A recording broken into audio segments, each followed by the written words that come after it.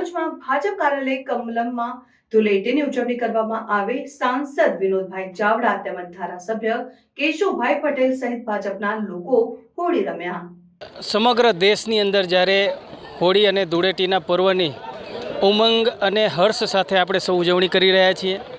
આજે ભુજ મધ્યે કચ્છ મધ્યે પણ આજે કચ્છ કમલમ ખાતે ભારતીય જનતા પાર્ટી પરિવાર દ્વારા આજે અમારા પ્રમુખ શ્રી દેવજીભાઈ વર્ચન, ધારાસભ્ય શ્રી કેશુભાઈ પટેલ, અમારા સૌ કાર્યકર્તાઓ સાથે મળી પરિવાર સાથે મળીને આજે હોળી અને ધૂળેટીના પર્વની આજે ઉજવણી કરી હતી। હું સૌને આજના પર્વની ખૂબ હૃદયપૂર્વકની શુભકામના અને શુભેચ્છા પાઠવું છું।